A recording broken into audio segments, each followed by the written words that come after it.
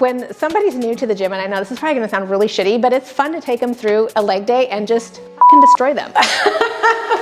Okay, so welcome back to my garage. I posted in Instagram and on X, getting strong is fun, but having fun while getting strong makes it easier to show up every single day. So for me, the way that I have fun is typically music, which obviously I don't play when I am filming because of copyright issues, but making progress makes it fun. So having a program that you follow is also gonna make it fun. Training partners, a different training environment. When I first started, I loved meeting up with people and connecting at the gym, training together. To me, there's just no better way to meet people and to meet people that are into the same things as you. Don't be afraid if you go to a gym or a commercial gym, just to strike up a conversation with somebody and just ask them, hey, we should train together one day, let's do legs together. I don't know about you, but like when somebody's new to the gym, and I know this is probably gonna sound really shitty, but it's fun to take them through a leg day and just fucking destroy them.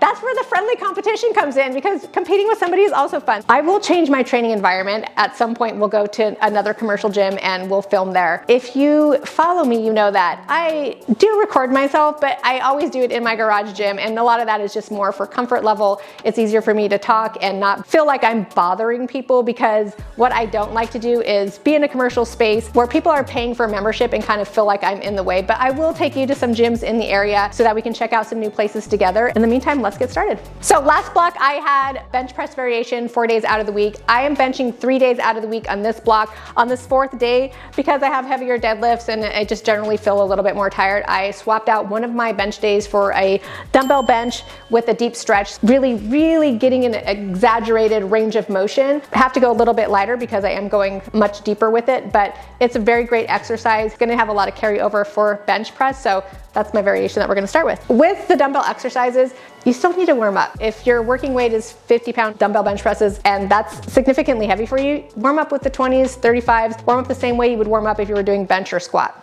I think I've shared this pro tip before, but I just use my legs as the weight gets heavier to get myself into position. I don't put my feet on the floor just because with this bench, it's a little bit too high for me, but I use my legs to carry the weights all the way up and then down like this.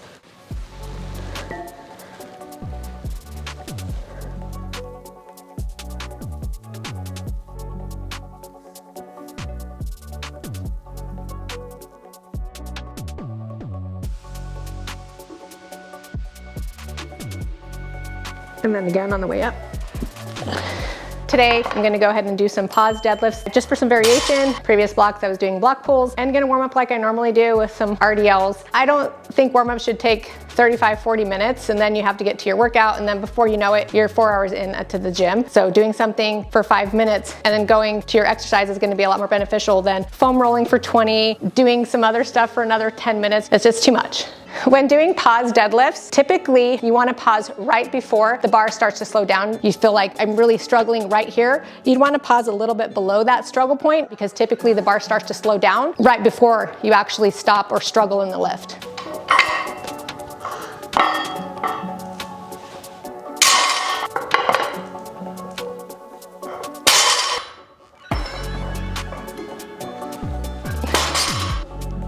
If you do not already know, I use the JuggernautAI app, so if you want to train with me, get strong with me, join the most amazing community ever, make sure you get the app, JuggernautAI app. You get 2 weeks free. I'll even comment on your videos when you post them in the Facebook group, so join today. So I'm doing straight arm pull down, especially because I just did conventional deadlifts. I kind of picked something where it's still gonna work my lats, but it's not like doing a pull up. My grip's already taxed from doing the deadlift, so this is a good variation to do. And this is almost like a dumbbell pullover, but standing up. I like to be bent forward a little bit, have the bar full stretch with the lats, bring it down, bring the chest up, and then control it slow on the way up, back down.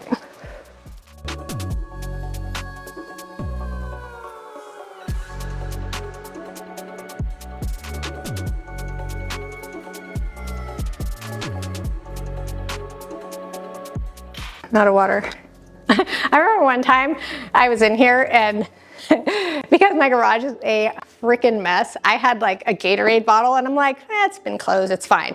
And I was dying of thirst. And so I'm like, is that new? Is that old? Unsure. Gonna drink it anyway, as any logical person would. It was freaking rancid, but I had already swallowed. So then I spent the next 20 minutes and dry here.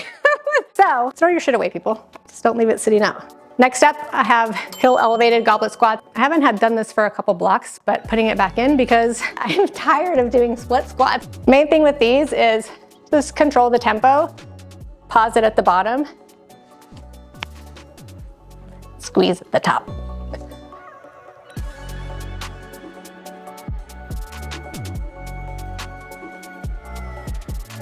So last 2 exercises I have, side laterals and then Zottman curls. So we're almost done. We're at the home stretch.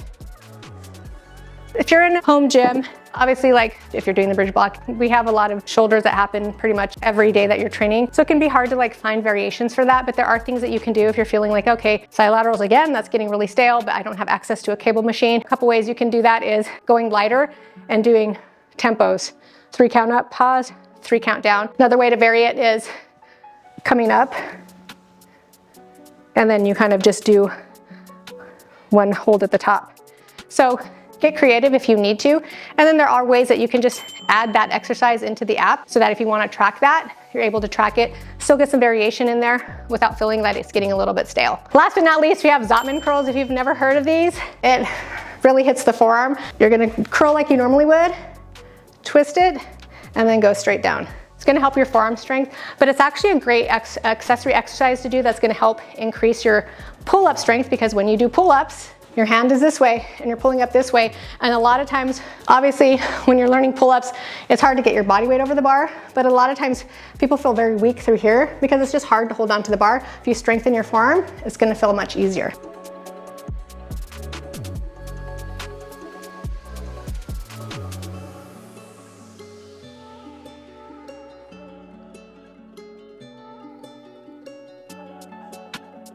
As always, thank you guys so much for watching. Remember to like and subscribe. Comment below what you want to see me make. I took you along in the grocery store. I promise I have how to meal prep videos coming soon. And I'm also going to show you how to make salsa, so you're going to want to tune in for that. Also, ladies, 40 and up, I started a free community where we can share resources, talk about strength, nutrition, beauty, fashion. And if you want an invite to that group, I'll go ahead and put that link below as well. Don't forget to check out JuggernautAI App. You get 2 weeks free, so join the community. And the thing that I like to do the most, that gives me the most joy after I train, is flexing. So, you know, here we go, here we go.